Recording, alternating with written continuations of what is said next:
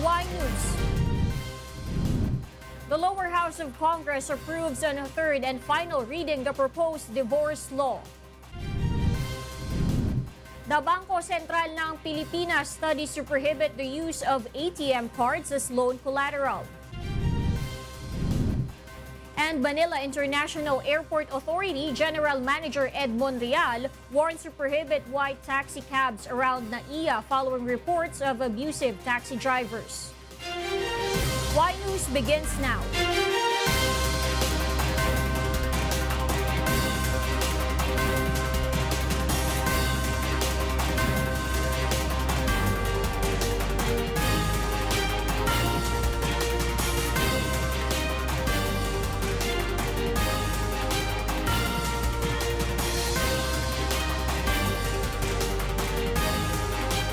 From the UNTV News and Rescue Command Center in Quezon City, this is Y News.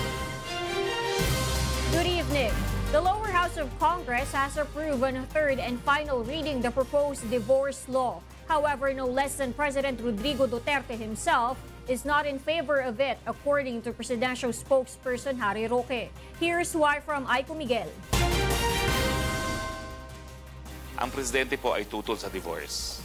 Ang sabi po niya, kawawa po yung mga anak at kung magkakaroon ng divorce, mawawalan po ng karapatan na magsampa ng kaso yung mga asawa na pinabayaan ng mga asawa nila matapos sila mag-divorce. This was the remarks of presidential spokesperson Harry Roque when asked about President Rodrigo Duterte's stand in the divorce bill being pushed in Congress. Just this afternoon, the lower house of Congress approved the bill on third and final reading with 134 approval, 57 disapproval, and 2 abstention. Roque explains that the president still sees the possible effects of the bill to children with separated parents, despite being separated himself from his first wife. House Speaker Pantaleon Alvarez joins the bill's proponent albay Representative Ed Silagman in pushing the bill. Meanwhile, no one among the senators has filed a counterpart bill as of today. Senate Majority Floor Leader Tito Soto previously said that such bill is likely to fail in the Senate. Under the proposed bill, the process of divorce is made faster and cheaper. The Philippines allows annulment of marriage, but the process is expensive and usually takes years. Currently, the Philippines and Vatican City are the 2 states left in the world that oppose legalization of divorce. Joanano, UNTV News and Rescue, Malacanang. The Bangko Sentral ng Pilipinas underscores the dangers of using ATM cards as collateral for loans. This came after the rise in the number of individuals using the said scheme. Mai Bermudez will tell us why. The Consumer Finance Survey the Bangko Sentral ng Pilipinas or BSP released last week shows almost 40% of Filipinos use the so-called ATM Sanglas scheme for loans. Under this, borrowers use their ATM cards as loan collateral. The Senate Committee on Banks, Institutions, and Financial Currencies expressed alarm over the rising number of individuals using the said loan scheme. Is it something that we should prohibit, prevent, regulate, lessen? Maybe it's a question of the financing needs of our teachers, which is a separate item. Secondly, security implications. We cannot totally say that banks will not be able to fully safeguard them. Although it is still studying the legality of using ATM cards as collaterals, the BSP admits such a scheme is dangerous. The cardholder can anytime declare the card lost and a replacement can be sent directly to him. So as far as the lender is concerned, wala na siyang makukuha. Based on the BSP's comprehensive circular on creditworthiness, the central bank tightens its regulation on loan to protect borrowers from abusive lenders. We will try to discourage because this practice puts a lot of the borrowers, not exclusive teachers, to indebtedness. Mai Bermudez, UNTV News and Rescue, Senate of the Philippines. With votes of 211 to 29, lawmakers passed a proposed postponement of the barangay and sangguniang kabataan elections in the third and final reading. The House Bill number 7378 proposes to reschedule the May 14, 2018 polls to October 18, 2018. The postponement aims to pave way for the conduct of a plebiscite in the event the Congress passes the proposed shift of the country to a federal form of government. Meanwhile, incumbent barangay officials remain in their position once the proposed election postponement pushes through. NAIA General Manager Ed Monreal warns to prohibit the operation of white taxicabs in the Ninoy Aquino International Airport after he made rounds at NAIA Terminal today. May Bermudez, here's why from May Bermudez. After the taxicab driver who recently went viral on social media for contracting his passenger got banned at the Ninoy Aquino International Airport or NAIA, Manila International Airport Authority General Manager Ed Monreal inspected the terminals of the airport to remind taxi drivers to not force their passengers to pay fixed rates. Hindi nila at meron pang mga reklamo, baka pag-isipan kung tanggalin na sila rito. However, several taxi drivers appealed to Monreal to not punish all of them just because of the mistake of some cab drivers. Sana, huwag naman kami madamay na. Problema kasi pare is yung imahe na ng bansa natin na napapahiya eh. Diba? Several drivers operating in the NAIA meanwhile vowed to report to Monreal cab drivers they caught contracting passengers. Meron kami nalaman na gano'n, paparating namin kayo sa inyo para makaano din kami, makatulong kami sa mga driver. Sige please, patulong na lang. Lalo ngayon mag-peak season tayo. Monreal admits abusive cab drivers contract passengers outside of the vicinity of the airport terminals. Passengers who experience contracting can report the incident to MIAA. May Bermudez, UNTV News and Rescue, Pasay City. School officials were forced to suspend classes while some commuters were delayed in their routine today. Monokson will tell us why.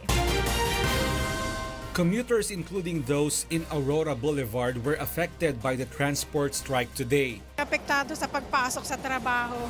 Kailangan na namin umuwi, medyo hassle din.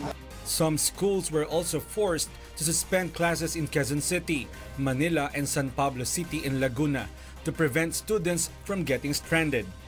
The Land Transportation Franchising and Regulatory Board or LTFRB reports, however, that only a small percent of the commuters were directly affected. LTFRB says despite the transport strike, many jeepney drivers have still gone out to work. Mahirap naman pag sumama sa rally. May pamilya rin kami na naghahanap buhay rin kami. Kailangan din namin kumita. The MMDA, LTFRB, and local government units have deployed free ride for affected commuters.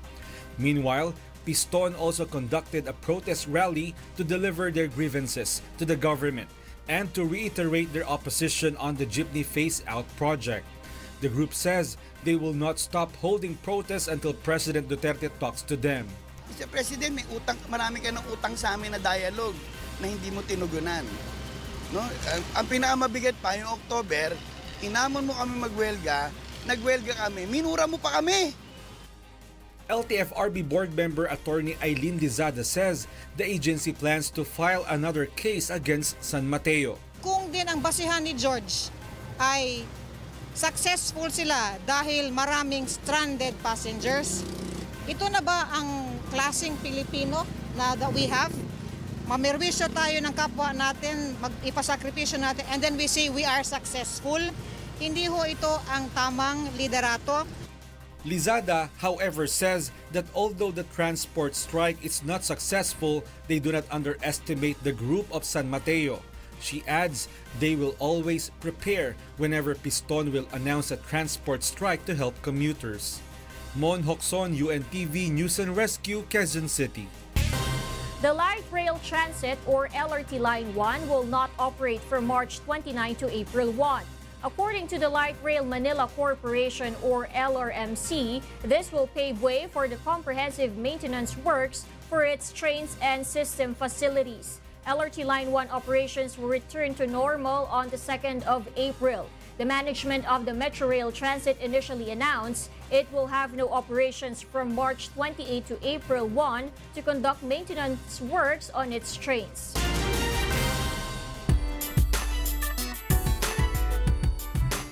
Wishcovery Grand finalist Carmela Ariola admits that she once lost her confidence and hopes to achieve her dream to become a singer. Leslie Longbowen tells us why.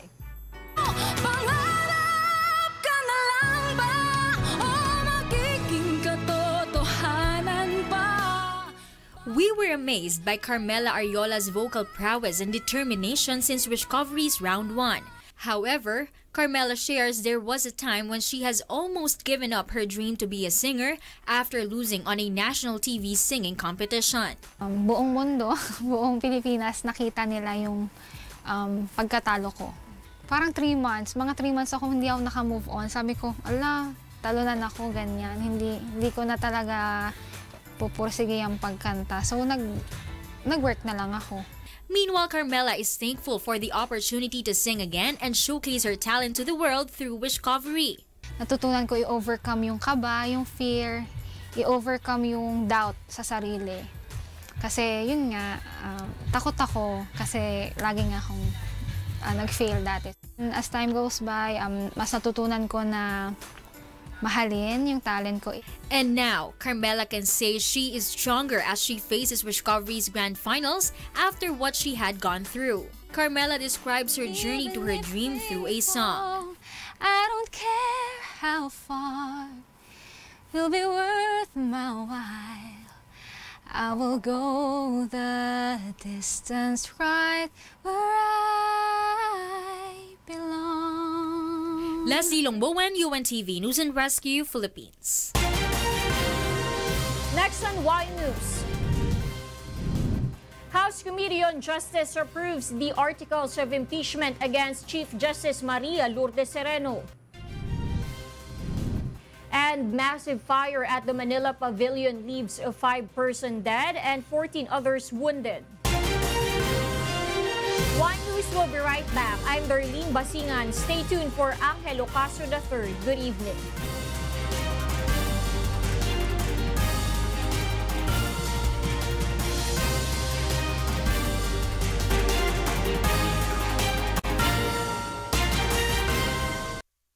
On Y News tonight, the lower house of Congress approves on third and final reading the proposed divorce law. The Bangko Sentral ng Pilipinas studies to prohibit the use of ATM cards as loan collateral. And the Manila International Airport Authority General Manager Ed Monreal warns to prohibit white taxi cabs around NAIA following reports of abusive taxi drivers. Good evening. The lower house of Congress has approved on third and final reading the proposed divorce law. However, no less than President Rodrigo Duterte himself is not in favor of it, according to presidential spokesperson Harry Roque. Here's why from Joanano. Ang presidente po ay tutol sa divorce. Ang sabi po niya, kawawa po yung mga anak at kung magkakaroon ng divorce, mawawalan po ng karapatan na magsampa ng kaso yung mga asawa na pinabayaan ng mga asawa nila matapos sila mag-divorce. This was the remarks of presidential spokesperson Harry Roque when asked about President Rodrigo Duterte's stand in the divorce bill being pushed in Congress. Just this afternoon, the lower house of Congress approved the bill on third and final reading with 134 approval, 57 disapproval, and 2 abstention. Roque explains that the president still sees the possible effects of the bill to children with separated parents, despite being separated himself from his first wife. House Speaker Pantaleon Alvarez joins the bill's proponent albay Representative Ed Silagman in pushing the bill. Meanwhile, no one among the senators has filed a counterpart bill as of today. Senate Majority Floor Leader Tito Soto previously said that such bill is likely to fail in the Senate. Under the proposed bill, the process of divorce is made faster and cheaper. The Philippines allows annulment of marriage, but the process is expensive and usually takes years. Currently, the Philippines and Vatican City are the 2 states left in the world that oppose legalization of divorce. Joanano, UNTV News and Rescue, Malacanang. The Bangko Sentral ng Pilipinas underscores the dangers of using ATM cards as collateral for loans. This came after the rise in the number of individuals using the said scheme. May Bermudez will tell us why. The consumer finance survey the Bangko Sentral ng Pilipinas or BSP released last week shows almost 40% of Filipinos use the so-called ATM Sanglas scheme for loans. Under this, borrowers use their ATM cards as loan collateral. The Senate Committee on Banks, Institutions, and Financial Currencies expressed alarm over the rising number of individuals using the said loan scheme. Is it something that we should prohibit, prevent, regulate, lessen? Maybe it's a question of the financing needs of our teachers, which is separate item. Secondly, security implications. We cannot totally say that banks will not be able to fully safeguard them. Although it is still studying the legality of using ATM cards as collaterals, the BSP admits such a scheme is dangerous. The cardholder can anytime declare the card lost and a replacement can be sent directly to him. So as far as the lender is concerned, wala na siyang makukuha. Based on the BSP's comprehensive circular on creditworthiness, the central bank tightens its regulation on loan to protect borrowers from abusive lenders. We will try to discourage because this practice puts a lot of the borrowers, not exclusive teachers, to indebtedness. Mai Bermudez, UNTV News and Rescue, Senate of the Philippines. All but one member of the House Committee on Justice approved the articles of impeachment against Chief Justice Maria Lourdes Sereno. Here's why from Grace Casin. By a vote of 33 again in favor and 1 against, the motion is carried. After more than 6 months of deliberation, the House Committee on Justice has approved the 6 articles of impeachment against Chief Justice Maria Lourdes Sereno. First was Sereno's non-filing of complete and sworn statements of assets, liabilities, and net worth, and her failure to pay corresponding taxes. Second, the Chief Justice misuse of public fund totaling 18 million pesos, her procurement of luxury car worth more than 5 million pesos, and her hiring of an IT consultant who received more than 11 million pesos as compensation. Third, CJ Sereno's issuance of resolutions in order without the approval or contrary to what was agreed upon by the SCN Bank. Fourth, her alleged manipulation of the Judicial and Bar Council as an ex officio member. Fifth, violation of the separation of powers of among the 3 branches of the government for interverting in the case of Ilocos 6. And sixth, her deliberate non-fulfillment of her sworn duty, as what the Associate Justices stated during the hearing. All of this comprised culpable violation of the Constitution, betrayal of public trust, corruption, and other high crimes.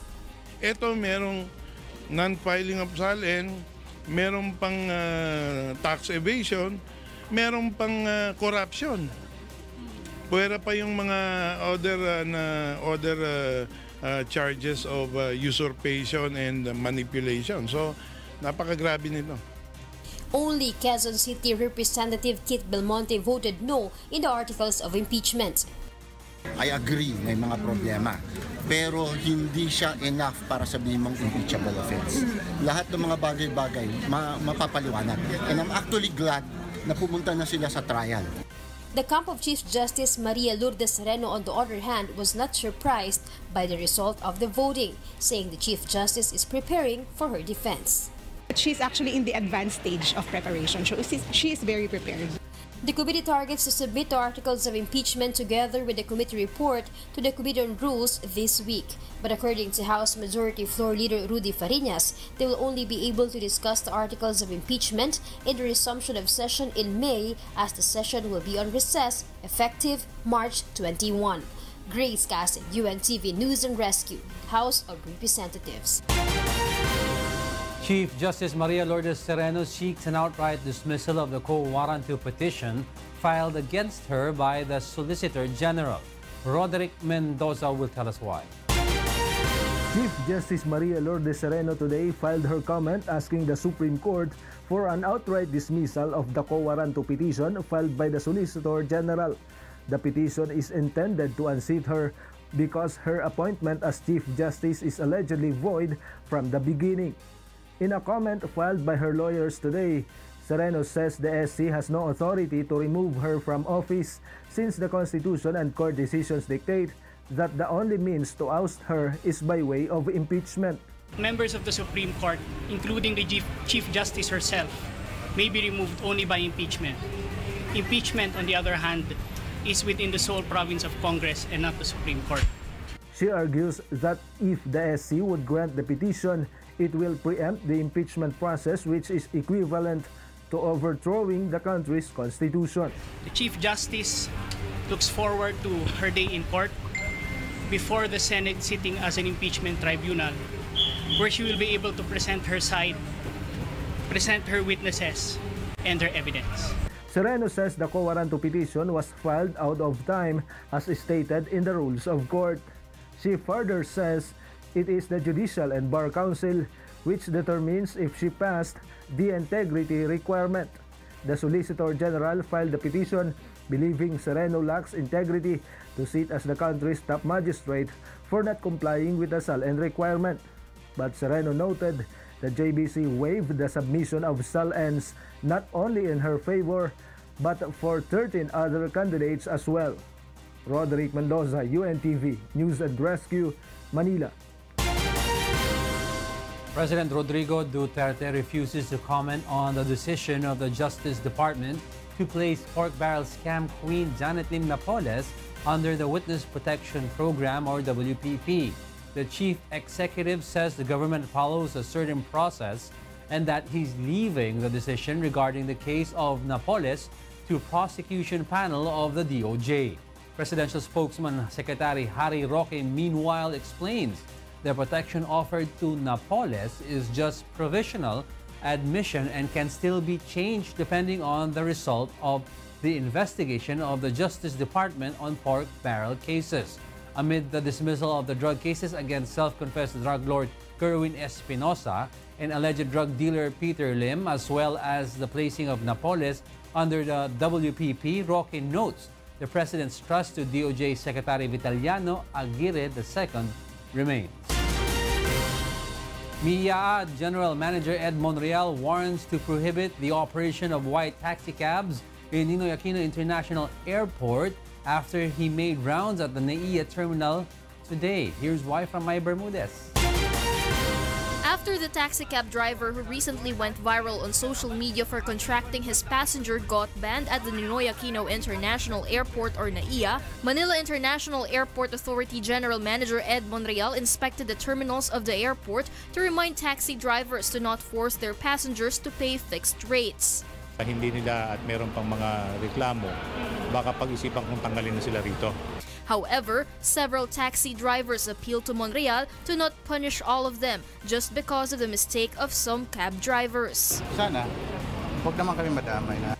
Problema kasi pare is yung imahe na ng bansa natin na napapahiya eh. Diba? Several drivers operating in the NAIA meanwhile vowed to report to Monreal cab drivers they caught contracting passengers. Meron kami nalaman na gano'n, ano na kami, paparating namin kahit sa inyo para makaano din kami, makatulong kami sa mga driver.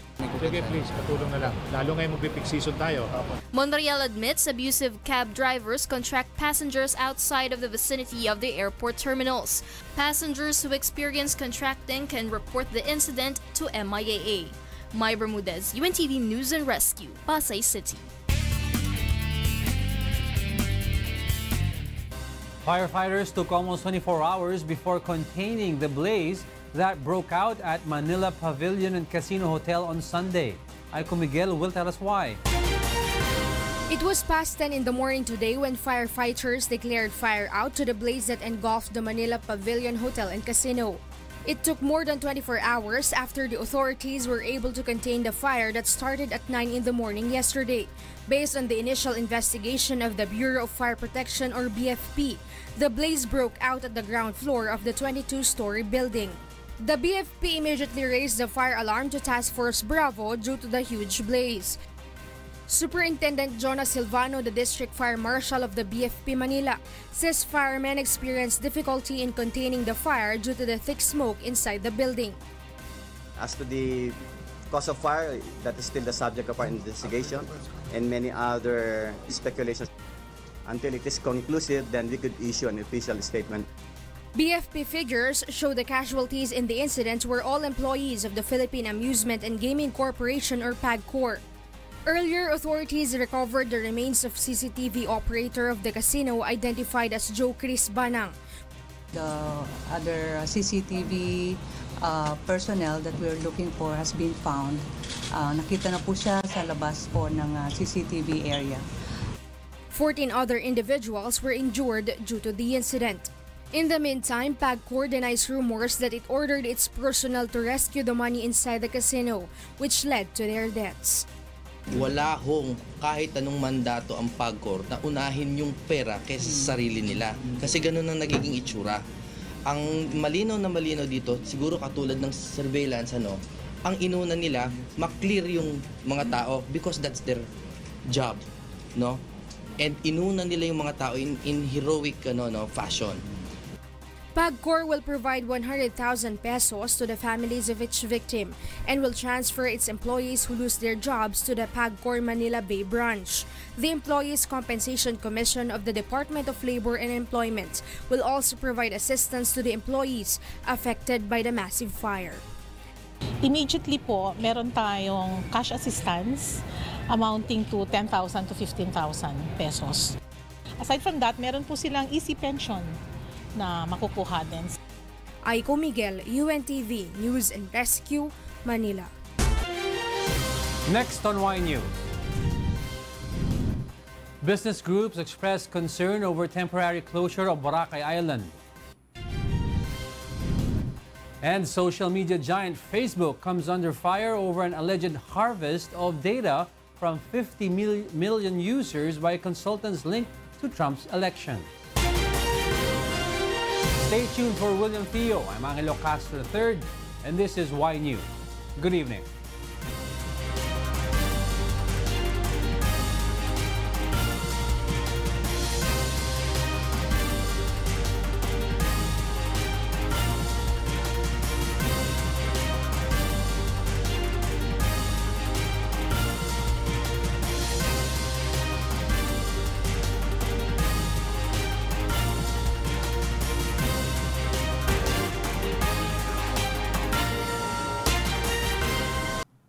Here are the headlines on Y News tonight.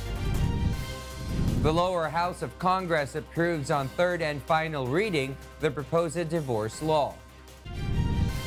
The Bangko Sentral ng Pilipinas studies to prohibit the use of ATM cards as loan collateral.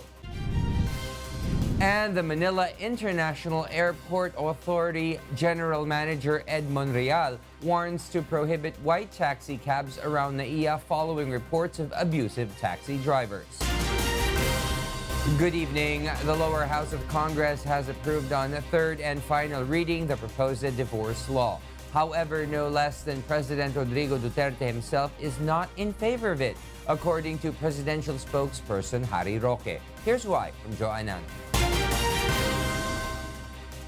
Ang presidente po ay tutol sa divorce. Ang sabi po niya, kawawa po yung mga anak at kung magkakaroon ng divorce, mawawalan po ng karapatan na magsampa ng kaso yung mga asawa na pinabayaan ng mga asawa nila matapos sila mag-divorce. This was the remarks of presidential spokesperson Harry Roque when asked about President Rodrigo Duterte's stand in the divorce bill being pushed in Congress. Just this afternoon, the lower house of Congress approved the bill on third and final reading with 134 approval, 57 disapproval, and 2 abstention. Roque explains that the president still sees the possible effects of the bill to children with separated parents, despite being separated himself from his first wife. House Speaker Pantaleon Alvarez joins the bill's proponent albay Representative Ed Silagman in pushing the bill. Meanwhile, no one among the senators has filed a counterpart bill as of today. Senate Majority Floor Leader Tito Soto previously said that such bill is likely to fail in the Senate. Under the proposed bill, the process of divorce is made faster and cheaper. The Philippines allows annulment of marriage, but the process is expensive and usually takes years. Currently, the Philippines and Vatican City are the 2 states left in the world that oppose legalization of divorce. Joanna, UNTV News and Rescue, Malacanang. The Bangko Sentral ng Pilipinas underscores the dangers of using ATM cards as collateral loans. This came after the rise in the number of individuals using the said scheme. Mai Bermudez will tell us why. The Consumer Finance Survey the Bangko Sentral ng Pilipinas or BSP released last week shows almost 40% of Filipinos use the so-called ATM Sanglas scheme for loans. Under this, borrowers use their ATM cards as loan collateral. The Senate Committee on Banks, Institutions, and Financial Currencies expressed alarm over the rising number of individuals using the said loan scheme. Is it something that we should prohibit, prevent, regulate, lessen?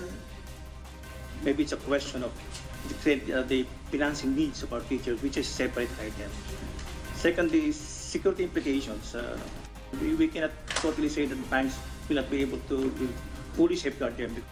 Although it is still studying the legality of using ATM cards as collaterals, the BSP admits such a scheme is dangerous. The cardholder can anytime declare the card lost and a replacement can be sent directly to him. So as far as the lender is concerned, wala na siya makukuha. Based on the BSP's comprehensive circular on creditworthiness, the central bank tightens its regulation on loan to protect borrowers from abusive lenders. We will try to discourage because this practice puts a lot of the borrowers, not exclusive teachers, to indebtedness. Mai Bermudez, UNTV News and Rescue, Senate of the Philippines. Senate Committee on Agriculture and Food Chairperson Cynthia Villar has expressed her concern on the high incidence of illegal fishing in today's hearing of the implementation of the Fisheries Code of 1998. This after reports of a probable step of the European Union to place a red tag on the Philippines, which could mean a ban on fish coming from the country. Pag ikaw ay na-red tag uli sa lagot ka kay President. Ako, malaking kahihiyan niya. No? Ako, naaawa ako sa inyo. The lady senator adds that the country could lose 9 billion pesos in fisheries export should the EU push through with the said ban. NAIA General Manager Ed Monreal warns to prohibit the operation of white taxi cabs in Ninoy Aquino International Airport after he made rounds at NAIA Terminal today. Here's why from Mai Bermudez. After the taxicab driver who recently went viral on social media for contracting his passenger got banned at the Ninoy Aquino International Airport or NAIA, Manila International Airport Authority General Manager Ed Monreal inspected the terminals of the airport to remind taxi drivers to not force their passengers to pay fixed rates. Hindi nila at meron pang mga reklamo, baka pag-isipan kung tanggalin na sila rito. However, several taxi drivers appealed to Monreal to not punish all of them just because of the mistake of some cab drivers. Sana, huwag naman kami madamay na. Problema kasi pare is yung imahe na ng bansa natin na napapahiya eh. Diba? Several drivers operating in NAIA meanwhile vowed to report to Monreal cab drivers they caught contracting passengers. Meron kami nalaman na gano'n, paparating namin kahit sa inyo para makaano din kami, makatulong kami sa mga driver. Sige please, patulong na lang. Lalo ngayon magpipick season tayo. Monreal admits abusive cab drivers contract passengers outside of the vicinity of the airport terminals.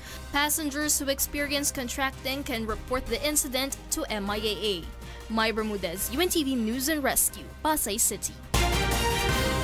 Meanwhile, business groups based in Boracay are worried over the possible impact of the government's plan to shut down the island for up to a year. Here's why from Marge Pelayo. Marilyn Benito has been working as a massage therapist in the island of Boracay for more than 20 years now. She earns 1,500 a day for doing massage. It is where she gets her family's daily expenses since her husband stopped working after getting ill. Marilyn is worried about her family's survival once the government pushes through with its plan to temporarily shut down the island.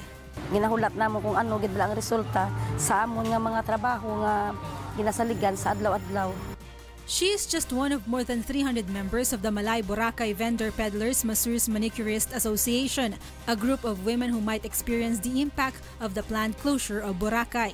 The Boracay Foundation Incorporated has also expressed worry over the result of the meeting of the President's cabinet members regarding the issue involving the Boracay Island.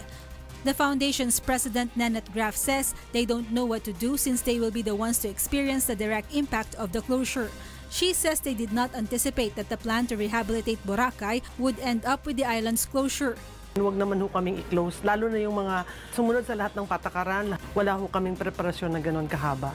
They appealed to President Rodrigo Duterte to not close down the island and that they will help with its rehabilitation. Marge Pelayo, UNTV News and Rescue, Philippines. In other news, Philippine National Police or PNP Chief Police Director General Ronald De La Rosa has once again expressed his dismay over the dismissal of drug charges against several drug suspects. De La Rosa considers the dismissal of the charges against self-confessed drug lord Kerwin Espinosa and alleged drug suspect Peter Lim and others as a lesson for the whole PNP unit. The PNP chief also vows to no longer allow drug suspects to escape the law. Sino bang masaya? Sino bang masaya? Malungkot tayo. Malungkot ngayong ordinaryong tao na nanonood lang sa TV na inaamin ni Kerwin Espinosa na siya drug lord. Si Peter Lim ay isang drug lord. Malungkot ngayong taong bayan. Kami pa kaya na kami nagtatrabaho dyan. In other news, a group of 14 congressmen this morning held the launching of Mambabatas para sa Karapatang Pantao or Makatao at the University of the Philippines. Ray Pelayo will tell us why. Some lawmakers formed themselves a group to uphold and protect the human rights in the country. The group was named Mambabatas para sa Karapatang Pantao or Makatao. Its lead convener, Albay Representative Edsel Lagman, says they are worried about the human rights violations being committed in the country. Ang administrasyon ay hindi nagbibigay ng sapat na paggalang sa karapatang pantao. Hindi lang pangrespeto pero binabaliwala ang karapatang pantao. Lagman cited the government's move of tagging human rights defenders as terrorists and the latest withdrawal of the Philippines from the International Criminal Court. The group also vows to oppose any bill that will violate human rights. The group's agenda was welcomed by some of the relatives of those who died during drug operations and riding in tandem victims. Huwag niyo po akong papatayin. May mga anak po ako. Pero nakarinig po sila ng isang putok. Sa isang putok na po yun, wala na po yung asawa ko. Pagka-riding in tandem, wala nang tanong walang suspect kasi nakatakip ang mukha. Walang plate number. Nasaan ang hustisya dun? Lagman also wants the United Nations definition of the extrajudicial killings be adopted, wherein those who were killed on war on drugs operation would be included. The group hopes that senators and local legislators will join them. Ray Pelayo, UNTV, News and Rescue, Quezon City. Passenger jeepney operators and drivers in several parts of the country joined in the transport strike against the government's jeepney modernization program today. Joe Anano will tell us why. Many passengers were stranded in various parts of Laguna due to the massive transport strike being conducted by the starter piston today. Tricycles temporarily replaced jeepneys as a major mode of transportation in several parts of the province. The local government also prepared free rides to transport stranded passengers. Rolando Mingo, Vice President of the Southern Tagalog Region Transport Sector, 90% of their members joined the transport strike since 5 in the morning today. Ng Euro 4 engine nila sinasabi na nakakalaga na 1.5 million, hindi cannot be afford, hindi kakayanan ng isang individual na driver o operator yung kanyang sinasabi. Pakinggan nyo, Mr. President, ang aming boses. Huwag nyo pong ituloy ang pag-aalis sa aming hanap buhay. Tutol kami sa peking modernisasyon. Aside from Laguna, the transport strike was also held in Cavite, Batangas, Rizal, and Quezon. And in Cebu, Piston Cebu and Bayan Central Visayas conducted a protest in Cebu City today. The protesters called on President Rodrigo Duterte to stop the planned phase-out of old public utility jeepneys. The groups have expressed concern over the possible loss of jobs of many small-time operators and drivers should the government pushes through with the implementation of the said program. Kami waagid misupak sa gingon nga kalambuan basta uban ang kinabag ang katahwan nga makabenepisyo. 50 individuals had joined the protest that ended peacefully and caused no inconvenience to the commuting public. Joanano, UNTV News and Rescue, Philippines. Fans of Wishful 5 show full support to keep their favorite Wishful to the finals. Leslie Longbowen tells us why. The battle for Wishcovery's Grand Finals has officially started. Wishful 5's last Wish Bus performances before the Grand Finals night are now up for viewing. This will comprise 30% of their final score, 15% from the reactors and another 15% from the power viewing. As of 3 p.m., Kimberly Baluza's version of Tatsulok leads the power viewing with 137,208 views.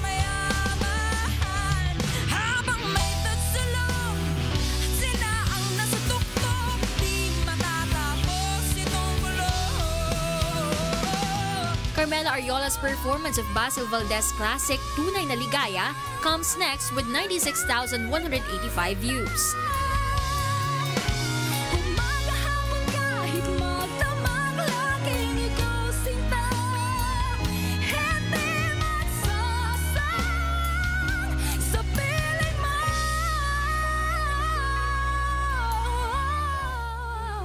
Following her is Louie Ann's interpretation of Someone's Always Saying Goodbye with 61,373 views.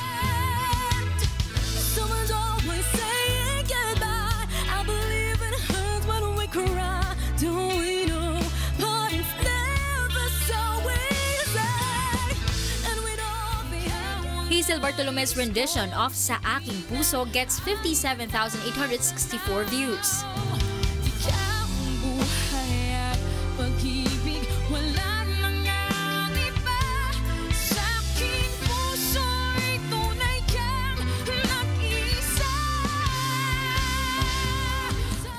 Meanwhile, Princess Sevillana's performance of You Are My Song already has 39,623 views.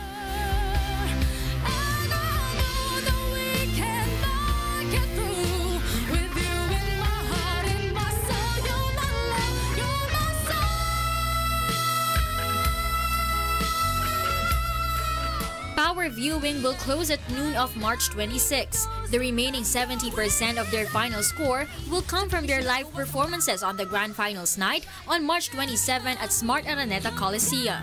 Leslie Longbowen, UNTV News and Rescue, Philippines. Those are the reasons behind the news. March 19, 2018, I am William Theo.